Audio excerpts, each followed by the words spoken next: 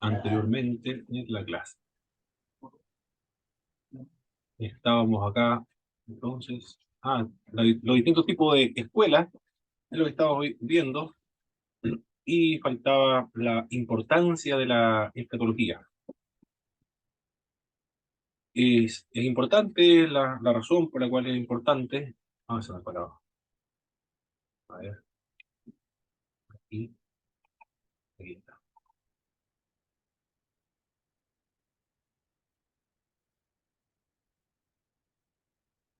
Otra vez se fue, desapareció.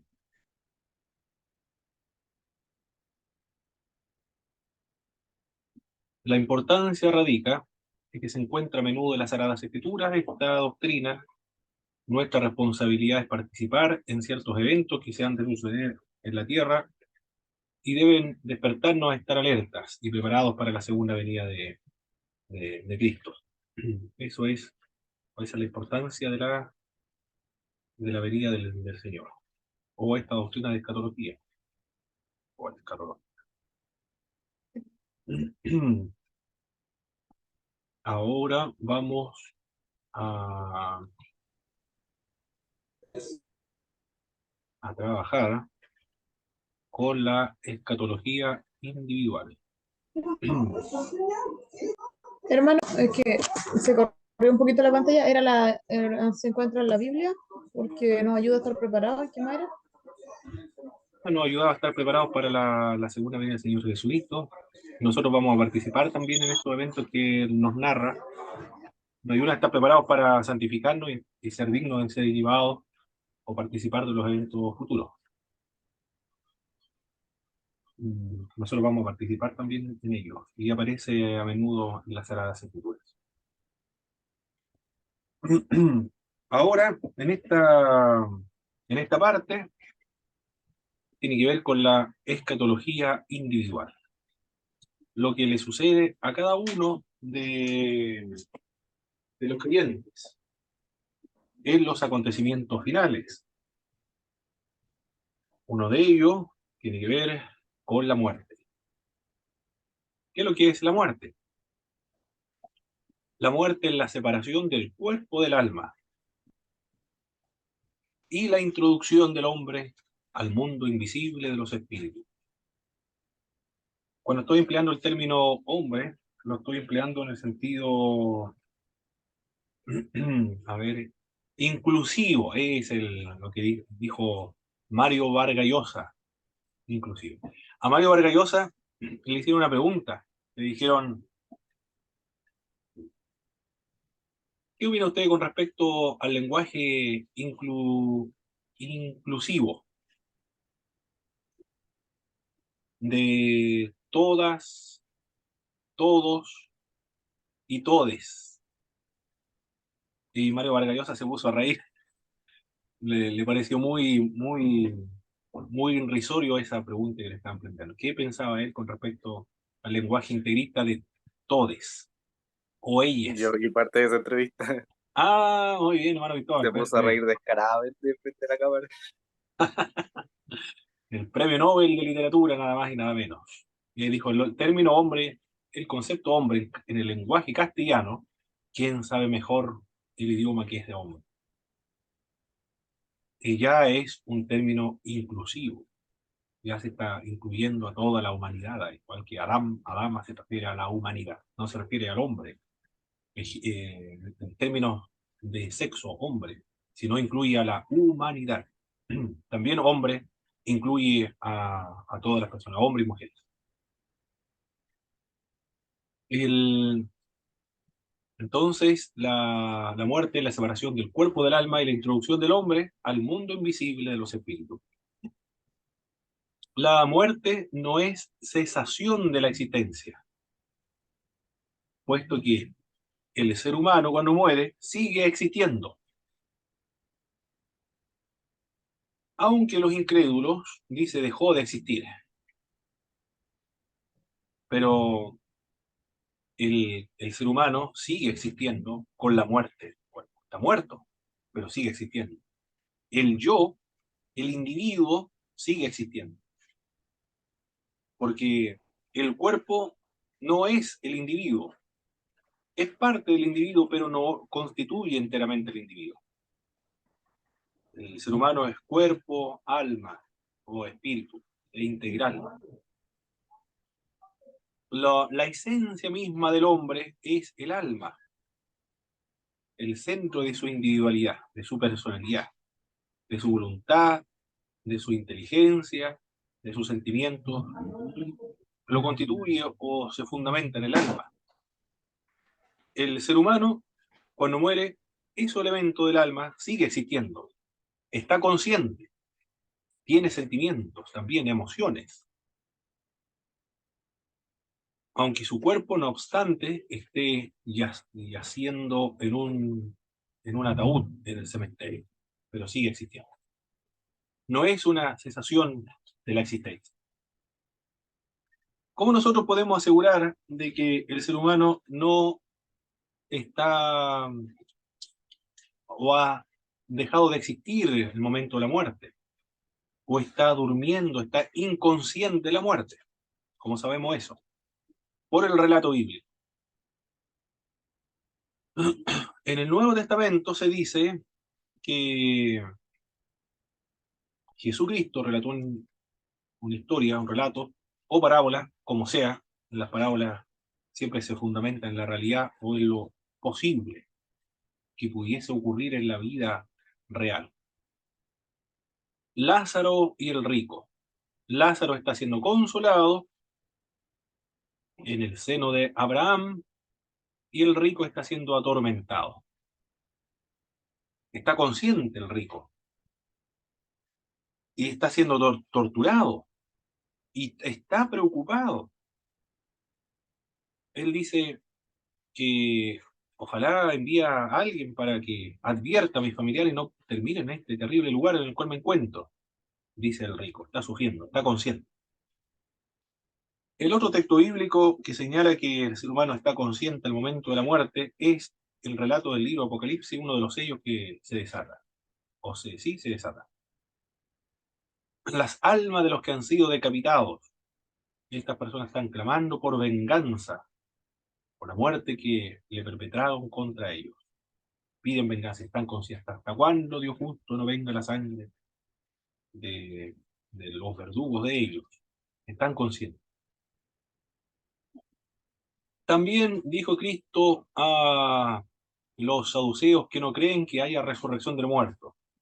¿No habéis leído? Dios de Abraham, Dios de Isaac, Dios de Jacob. Dios no es Dios de muertos, sino Dios de vivos. Para ellos están vivos. En el Antiguo Testamento se dice: los que viven saben que han de morir, pero los muertos nada saben. Perecen todos sus sentimientos, sus emociones. En el Hades, ¿quién te alabará? En el Antiguo Testamento no hay una claridad acerca de la vida de nuestra tumba, puesto que una de las características de la revelación en las Sagradas Escrituras, y esto ya lo hemos visto, los que pasaron teología sistemática, la 1, la característica de la revelación es progresiva. La revelación es progresiva. Dios da a conocer las verdades espirituales, las realidades del mundo espiritual, a medida que el ser humano está apto para recibirla. En el Antiguo Testamento no hay claridad acerca de lo que ocurre después de la muerte, pero en el Nuevo Testamento se revela claramente. Por eso es que se señala y indicamos que no es cesación de la existencia, sigue el ser humano viviendo. ¿Creó Dios al hombre con un cuerpo inmortal? La respuesta que se da a esta pregunta es que el ser humano fue creado potencialmente para la inmortalidad. Potencialmente. Si el ser humano, Adán y Eva en el huerto del Edén, hubiesen vencido la tentación, hubiesen pasado del estado de la inocencia a la santidad. Y hubiesen ido, esto lo dice Perman, se hubiesen ido a la presencia de Dios sin necesidad, y hubiesen experimentado la glorificación sin necesidad de que Cristo hubiese venido a morir por la humanidad o de que el creyente muriera y después fuera resucitada. Las consecuencias de la muerte para el inconverso es una maldición, un castigo y un enemigo. En el relato bíblico de la creación aparece la muerte del hombre como una posibilidad, no como un inevitable final de la vida física, sino como una posibilidad, la muerte. Cuando el ser humano creado a la imagen de Dios cae en pecado, quedó degradado a nivel de los brutos. Algo muy semejante dice Raúl Saldívar en su libro Teología Sistemática desde una perspectiva latinoamericana, que el pecado ha embrutecido a los seres humanos. La muerte del cuerpo no es un salto de la existencia a la inexistencia. La muerte es la retribución de la rebeldía de los seres humanos. Eso es todo. Con respecto a una de las nociones erradas de lo que sucede después de la muerte, uno de estos son el sueño del alma. Lázaro y la hija de Jairo se dice que dormía. Pablo se refiere a la muerte como el dormir, pero Jesús y Pablo usaron el término dormir simplemente como figuras para indicar que hay que temer la muerte. No hay que temer la muerte, sino que es una entrada a una quietud, a un reposo que Jesús también identifica con el paraíso. Algunos piensan que están extinguidos, pero hay que recordar que Dios no es Dios de muertos, sino Dios de vivos.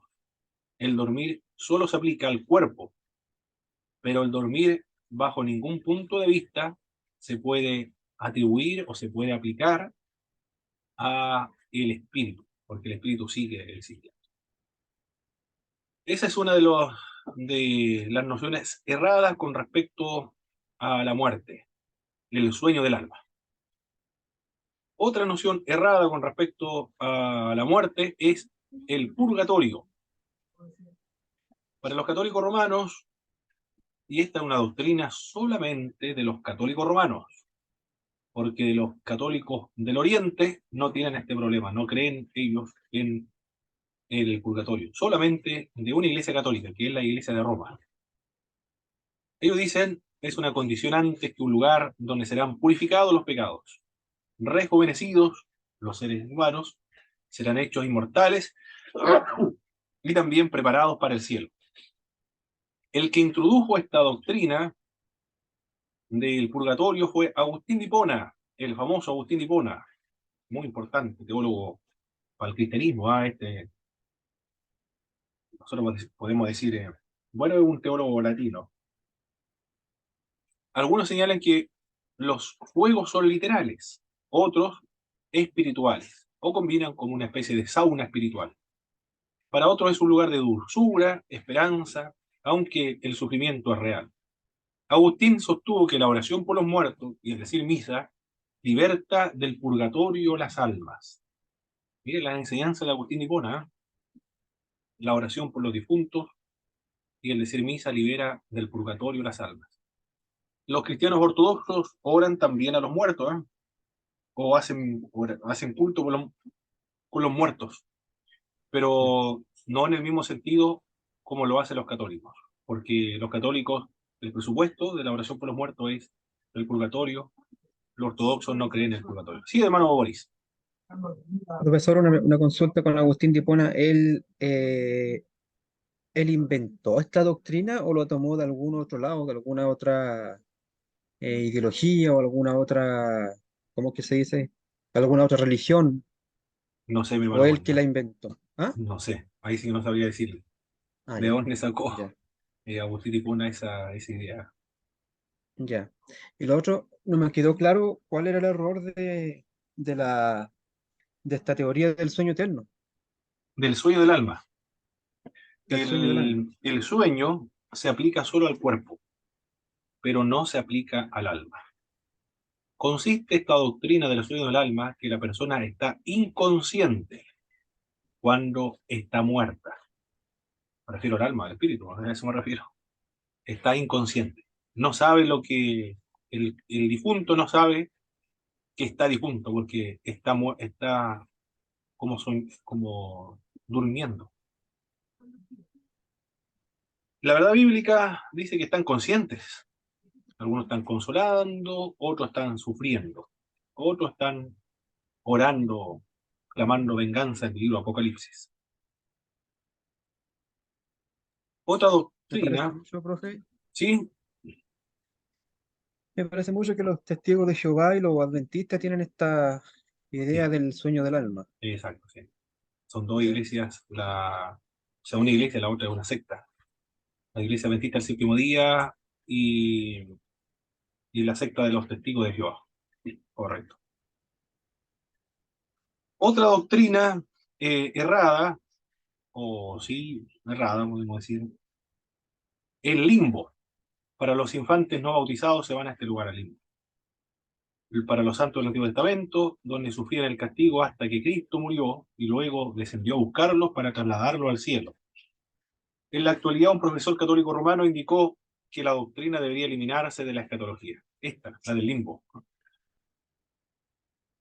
Parece que se eliminó, me parece mucho, no recuerdo ahora el Juan Pablo II, parece que había intervenido ahí. O fue Ratzinger, uno de estos dos teólogos. Bueno, Ratzinger era el teólogo, Juan Pablo II era más pastor, porque viajaba constantemente a predicar en los propios idiomas de los pueblos, pero Ratzinger era el teólogo. El espiritismo, según este sistema en el mundo supraterrestre, se componen de 7 u 8 esferas, cada uno un poco más allá del anterior. Y el creyente se puede comunicar con el mundo de los espíritus por medio de los medios. La encarnación indica que los seres humanos se pueden reencarnar.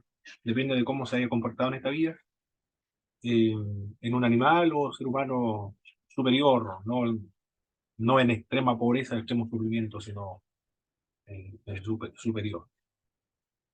Algunos dicen que se encarnan en insectos, en moscas, en gusanos, en langostas. Los ginistas, por ejemplo, son muy exagerados con respecto a la protección de los animales. Pero por esa razón, porque creen que algunos de los familiares suyos pueden haberse encarnado en estos animales o insectos. El estado intermedio, cuando hablo del estado intermedio, me refiero al estado en que se encuentran esperando los creyentes y también los incrédulos la resurrección de los muertos. Se encuentran en un estado incorpóreo, solamente la parte espiritual.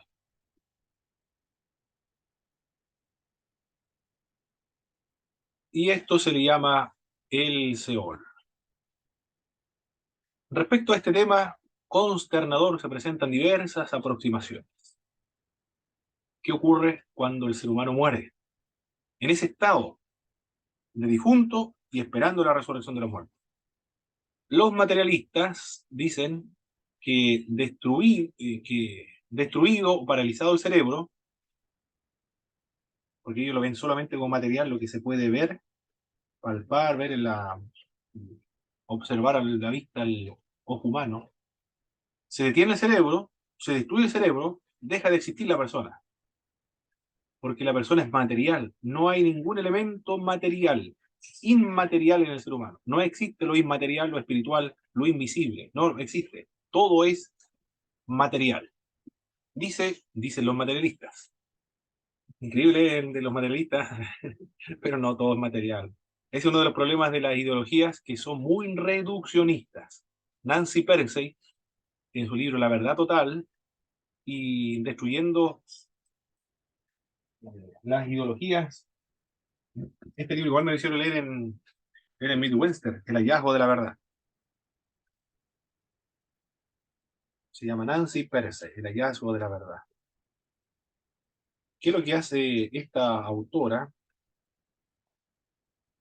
5 principios para desenmascarar el ateísmo, el laicismo y otros sustitutos de Dios, dice este libro.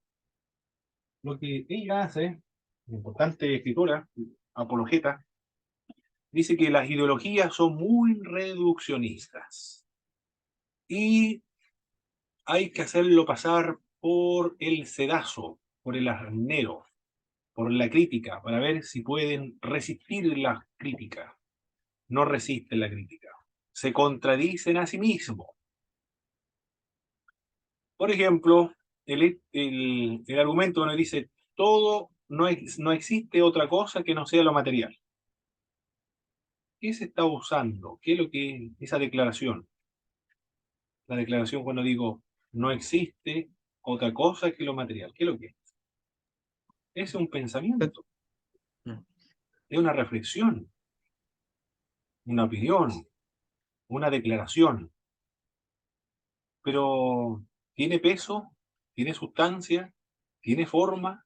¿Tiene masa? ¿Tiene ancho, alto, profundo? ¿Cuáles son las partículas del pensamiento? ¿Cuáles son los elementos materiales del pensamiento? No existe. Por lo tanto, el pensamiento tampoco existe. Por lo tanto, esa declaración, todo es material, el materialismo tampoco existiría. Tampoco es verdad porque se está utilizando el pensamiento. Ah, hay un problema con el materialismo entonces. Todo lo que existe es materia. Entonces el pensamiento no existiría, porque el pensamiento no es material, es inmaterial. Hay un grave problema ahí con el tema, no resiste el... ¿Iba a decir algo, hermano Boris? No, simplemente iba a decir que este pensamiento niega también las cosas espirituales.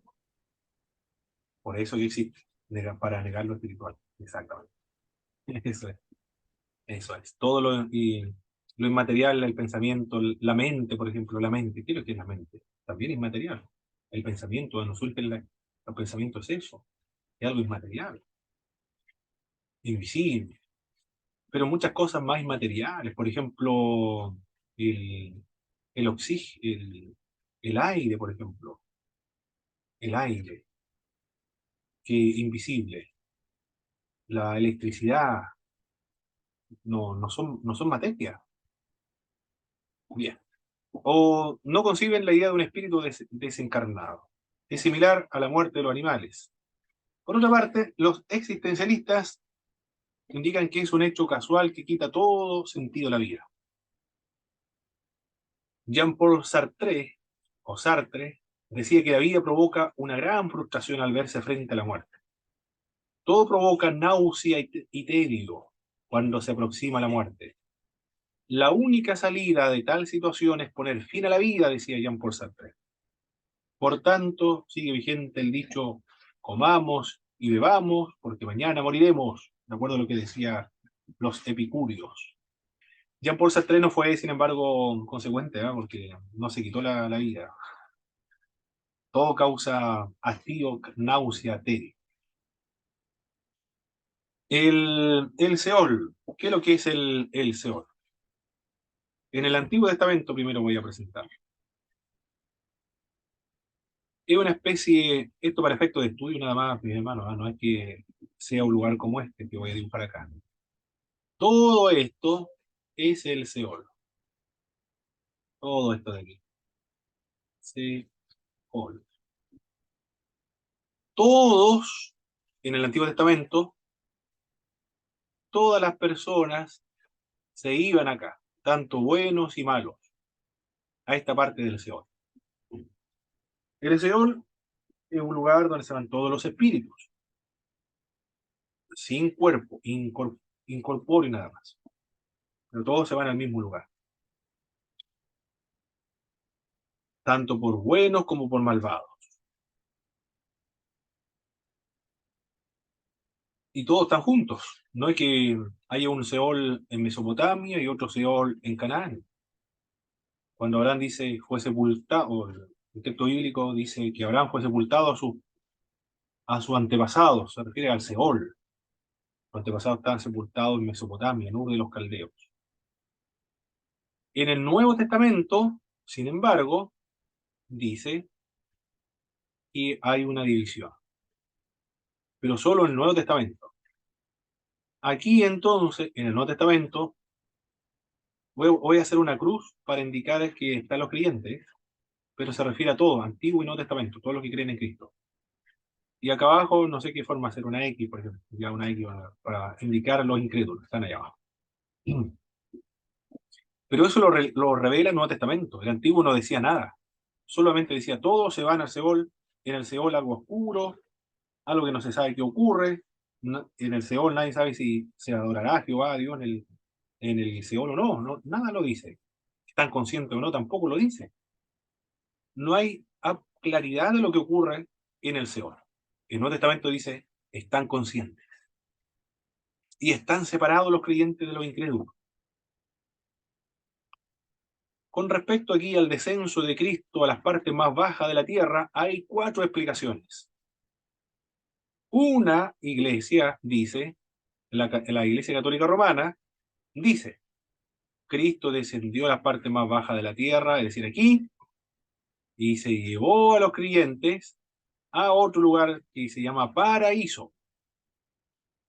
La Iglesia Anglicana dice que Cristo descendió aquí, le proclamó la salvación le explicó el Evangelio y la salvación efectuada por Cristo a los creyentes que estaban acá arriba. La Iglesia Luterana dice que Cristo descendió acá para decretar la sentencia de condenación. Y Juan Calvino dice que ese pasaje bíblico, Cristo descendió a las partes más bajas de la tierra, se refiere a la encarnación, no que haya ido a un lugar donde se encuentran los espíritus encarcelados. 4 explicaciones a ese pasaje, Cristo descendió a las partes más bajas de la tierra. Lo aprovecho de mencionar acá porque estamos trabajando con esta idea del Seol. Y lo que opina cada una de las iglesias. Católicas romanas, la iglesia anglicana, la iglesia luterana y los calvinistas, la iglesia calvinista o reformada. La enseñanza del Nuevo Testamento, el estado de los creyentes que han muerto es mucho mejor que el presente vida, pero su vida es más plena, será revelada en la segunda venida de Jesucristo. La muerte no interrumpe la comunión con Dios, porque el que cree en Cristo, aunque esté muerto, vivirá, seguirá con la comunión con Dios. Preguntas sobre esta parte, mis hermanos, de la escatología, del Seol.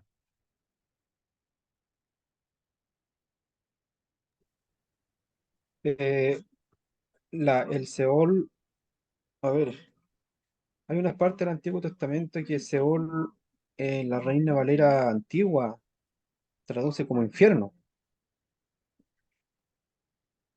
Y recién en la de 1960 se pone la palabra Seol.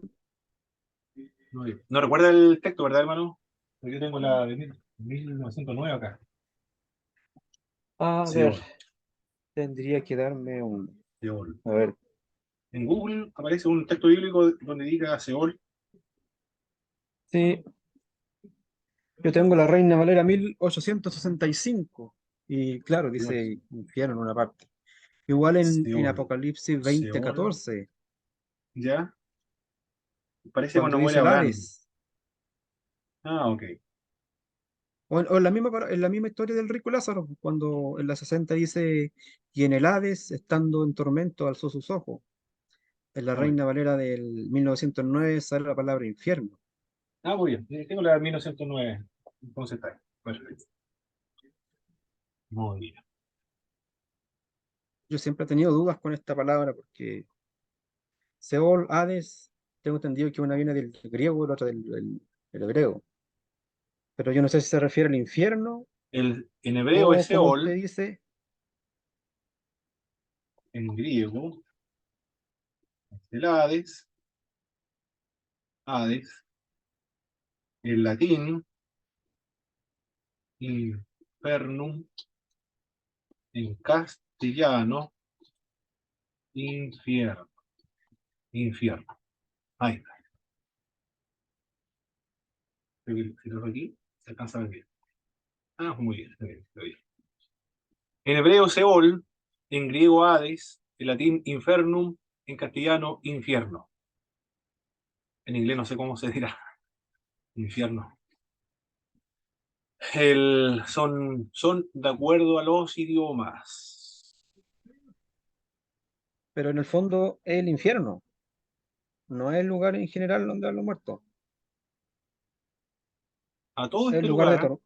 en el Antiguo Testamento, todo este lugar, si usted era griego, en la Septuaginta, por ejemplo, lo que en hebreo dice Seol, la Septuaginta lo va a traducir como Hades.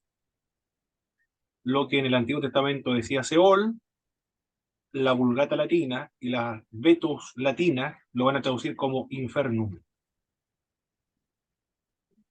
¿Y por qué las traducciones castellanas no traducen como viene del latín, de infierno, por ejemplo? Porque las versiones castellanas, algunas están traduciendo directamente del hebreo. En cambio, otras están traduciendo de la Vulgata latina, por eso lo traducen como infierno. Ahí está la explicación. Pero todo este lugar, de acuerdo al idioma que hable, se le llamaba Seol, Hades o infierno, a todo este lugar. También estos términos, Seol, Hades, Infernum, también se refería a ver, no sé si usted entiende, a ver, esta parte ahí. ¿Qué simboliza eso? Eso, mi hermano, no sé si lo dice bien o no. ¿Pero qué simboliza eso? Ah, es La muerte, una tumba, una tumba. la muerte. Ya, la muerte, la tumba. También Mm. estos vocablos se utilizaban para referirse a la fosa común, a la tumba. ¿Y cómo se sabe cuándo se refiere a este estado intermedio y cuándo se refiere a la sepultura? Por el contexto. Ahí se sabe, por el contexto. Del mismo modo, cuando nosotros decimos estamos en una carretera y decimos hay un tremendo taco, ya sabemos cómo interpretar el término taco. Cuando estamos en una tienda comercial, y no, cuando estamos jugando, puede ser billar o pool, sí. Le dice, pásame ese taco, por favor. Ya el contexto le va a decir qué taco le va a pasar. Acá igual. Seol, Hades, en latín le va a indicar cómo interpretar, a qué parte se refiere. Pero al final se habla acerca del mismo lugar. Exacto, al mismo lugar. En el, Pero si en es, el Nuevo pero s- Testamento, nosotros sabemos que hay una división. Solo ah, en ya. el Nuevo Testamento. En el Antiguo Testamento, nada. Ninguna información. Porque recuerde que la revelación es progresiva. En el Nuevo Testamento, a esta parte de aquí, a esta parte de aquí, se le va a llamar paraíso, El seno de Abraham igual. el seno de Abraham, que representa a Dios mismo. Es decir, la presencia de Dios, es decir, Dios, el paraíso, el lugar donde Dios está. Y acá abajo solamente va a quedar se va a referir al lugar de tormento, que es el infierno. Pero estos términos no es el definitivo, puesto que se encuentran en su estado intermedio nada más. Porque nosotros lo que concebimos en nuestra mente como infierno, ¿qué se imagina usted en su mente el infierno? Fuego, tortura, pero es el estado eterno de los incrédulos resucitados. Bueno, acá en este infierno no están resucitados, solamente está el alma, pero también están siendo torturados, están sufriendo, siendo castigados, pero todavía no son resucitados. Cuando resuciten con cuerpo y alma, con cuerpo y alma, serán arrojados al lago de fuego y azufre, que es el mismo infierno, el infierno definitivo, por decirlo de alguna manera.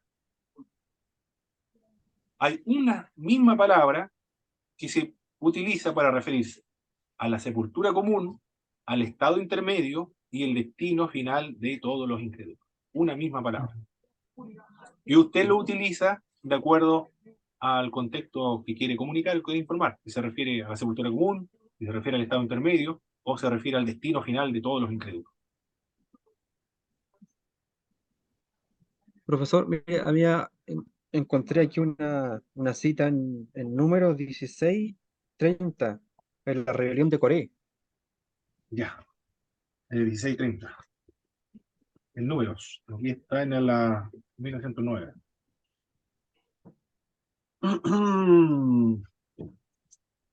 30. 1630, sí. Ah, capítulo 16, 30. Debe decir Seona, ¿no? Claro. En 16. la Reina Valera Mm. del 60 dice Seol, pero en Ah, yo tengo en la 1865 dice infierno. Descendieron al infierno vivos. y acá en la de 1909 dice, Como- descendieron vivos al abismo. Al abismo, ¿eh? Sí, Ya, correcto, al abismo, se refiere, al abismo. Van cambiando las palabras de acuerdo a la época. claro. Yo pienso que lo que están dando ustedes es énfasis de distintas interpretación. En el fondo es una sola palabra y el infierno es de uno solo. ¿No? El lado de el tormento, abajo es mucho tormento. Y esa revelación ya Dios Jesús mismo en Apocalipsis, yo tengo la llave de la muerte, y aquí yo estoy muerto y soy más vivo, y tengo la llave de la muerte. O sea, Él es el jefe del infierno. Si no se Exacto. entiende así, estamos enfocando en otro lado. Es una sola palabra, la palabra es una sola. Los demás son interpretaciones, pero el Espíritu de Dios, la palabra, es una sola enfoque. El reino de los cielos y el tormento para los que se pierden. Y ese es un libre albedrío. Dios libre albedrío. El que quiere salvarse se salva. El que tiene oído para oír, oiga la palabra y conviértese. El que no se va a perder. Pero el infierno es uno solo, una palabra. Infierno, Seol, abismo, en el fondo, es un lugar que no conviene ir para allá, para nadie. Claro, Así sí, que Dios sí, nos es ayude. así, sí, así. Se utiliza varias palabras para referirse a un mismo lugar de tormento donde se van los incrédulos. Ahí la rebelión de Coré, bueno, se está refiriendo lo más probable en la tierra, la sepultura común, o donde cayeron los cuerpos que cayeron vivos a este lugar. Se refiere a la tierra. Obviamente que van a morir y ahí se van a este otro lugar después. Sus almas se van a este estado intermedio del cual estamos hablando. Pero ahí así se entiende abismo, Seol o infierno en las distintas Increíble versiones que, de acuerdo a los años. increíble lo que el hermano está viendo en Corea. Ahí Dios mostró en vivo y en directo. Ellos cayeron vivos. Significa que el infierno es mucho más real, más letal. Jehová Dios el Padre reveló a ellos mismos la rebelión. O sea, es una cosa, a ver, como si pasara el día, Dios enviara un juicio así, un terremoto y se abre la tierra y se caiga la mitad Valdivia y los que quedaron van a ver el fuego abajo, lo están viendo. Mm, Es una cosa correcto, impactante así es. y me da un poquito de pena pensar porque ahí se fueron los burritos, los caballitos, animales inocentes por animalitos que tienen culpa ahí. Pero bueno, decir, me da pena escuchar eso. Muy bien, hermano Juan. Perfecto. ¿Hay alguna duda más con respecto a esto, mi hermano? ¿No? Estamos bien clarito. Perfecto, doctor Jaime. Nadie más, ¿verdad? Nada, profe. Ya, vamos a borrar entonces. Perfecto, perfecto. Borremos. Ya, ahí estamos. Continuemos. Sigamos adelante. La segunda venida de Cristo. Importantísimo. La segunda venida del Señor. ¿Alguien está predicando? ¿Quién fue? Parece que el martes alguien predicó, mi pastor Marco, parece que predicó la segunda venida de Cristo. Sí, parece que así fue. El 20% del Nuevo Testamento habla acerca de la segunda venida de Cristo. Pablo se refiere en sus cartas por lo menos a 5 veces acerca de la segunda venida del Señor. La segunda venida de Cristo se menciona 8 veces más que la primera. Es la clave para entender otras doctrinas religiosas. Es la esperanza bienaventurada de la Iglesia y es el incentivo para vivir una vida en santidad. Y también la segunda venida de Cristo es uno de los pilares, de los énfasis de lo que resaltó la Iglesia pentecostal. Cristo viene. Hubieron ministerios que predicaron acerca de la segunda venida de Cristo y Ávila, por ejemplo. Los adventistas del séptimo día son el séptimo día porque esperan la segunda venida del Señor Jesucristo. Es fundamental, muy importante. El énfasis de la predicación pentecostal fue: Cristo salva, Cristo sana, Cristo bautiza con el Espíritu Santo, otro de los pilares muy importantes. Cristo bautiza con el Espíritu Santo y Cristo viene. Muy importante esta doctrina. Hay varias teorías con respecto a la venida del Señor Jesucristo. Algunos dijeron, Cristo vino ya en Pentecostés. Vino en juicio. En ese sentido vino. Perdón, en Pentecostés vino en forma espiritual, por medio del Espíritu Santo. Él dijo, yo me voy y vuelvo. Claro, es verdad, es verdad, eso dice Juan. Yo me voy y vuelvo. Es como decir, voy y vuelvo. Yo voy, me voy de vosotros y vuelvo a vosotros, dijo el Señor. Se refería a su venida en el día Pentecostés. Claro, Mm. Cristo ascendió a los cielos en forma espiritual, se fue al misterio de Dios y ahora en Pentecostés Él regresa de forma espiritual, de tal modo que pueda habitar en todos los creyentes por gracias al Espíritu de Dios. Entonces ya vino en Pentecostés. Y ya Cristo vino, ya está en nosotros.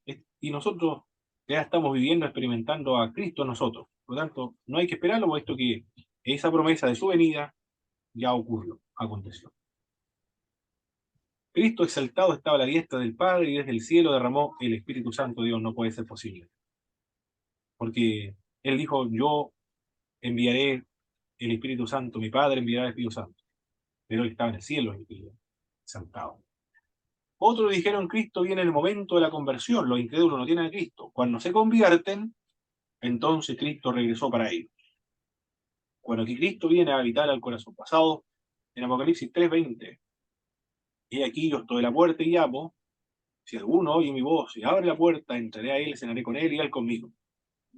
Bueno, el problema con respecto a ese texto bíblico para referirse a la conversión, hay un problema ahí contextual que la invitación no es a los incrédulos, sino que la invitación es a la iglesia creyente, a una iglesia, según ella cree.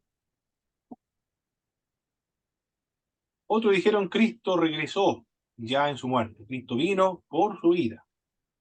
Para todos los difuntos ya Cristo vino.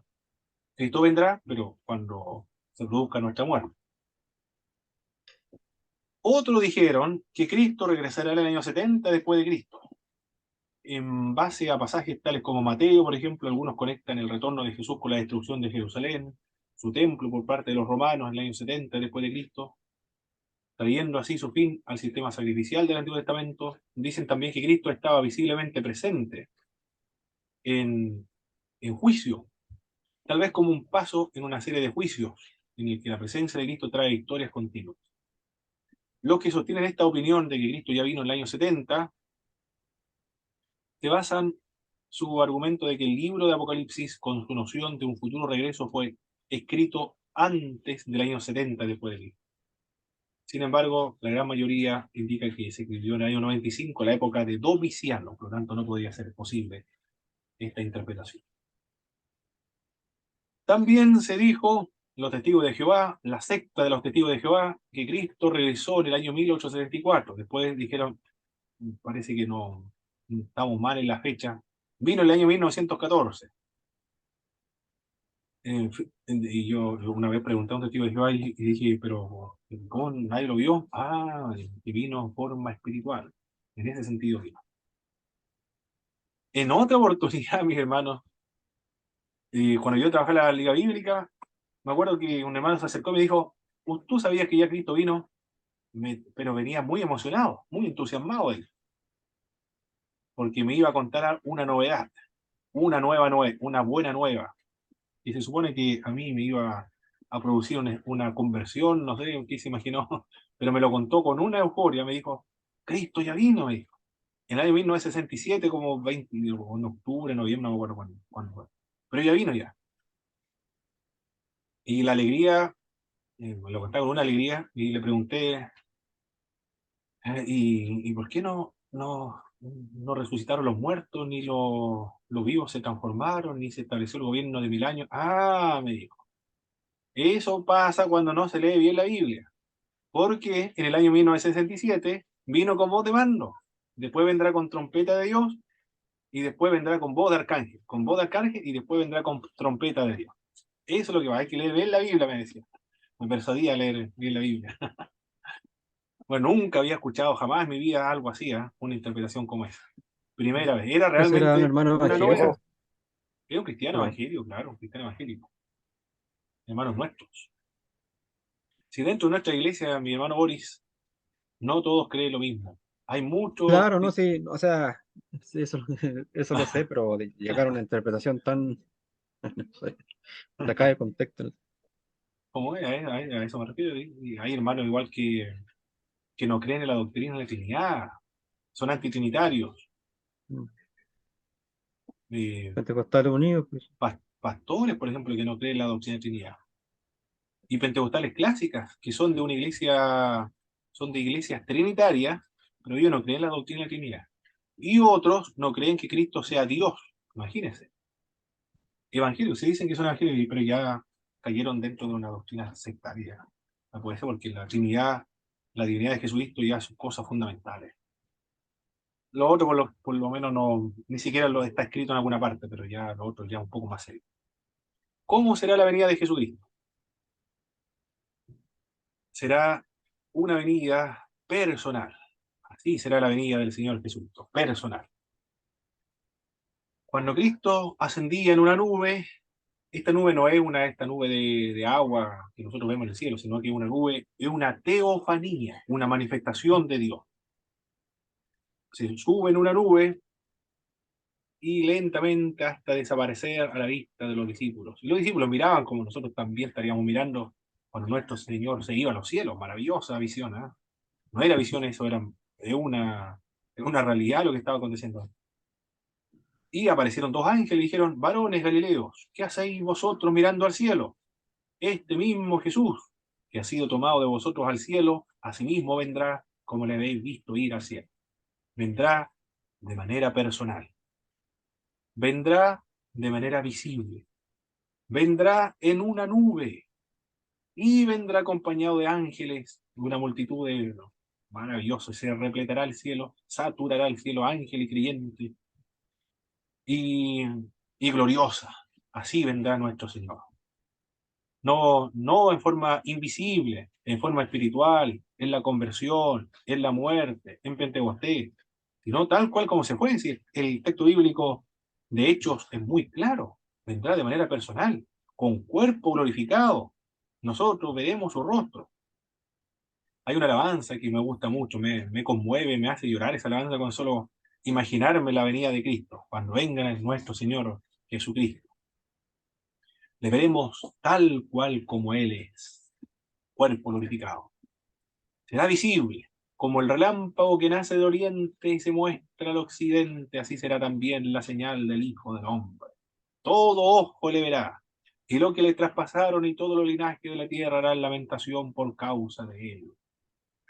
Dice el Juan y también dice Mateo, como un relámpago.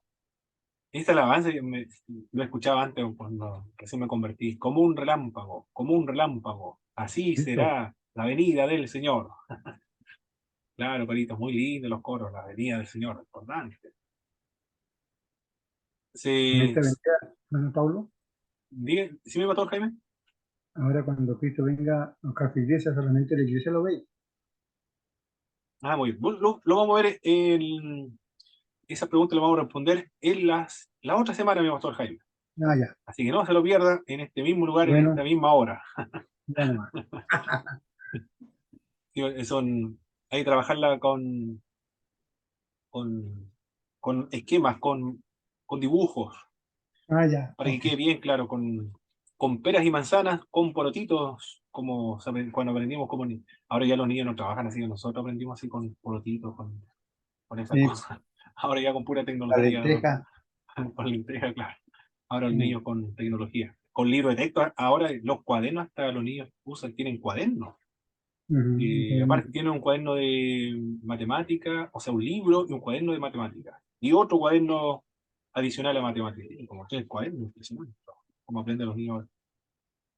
Pero la segunda venida de Cristo es en dos fases.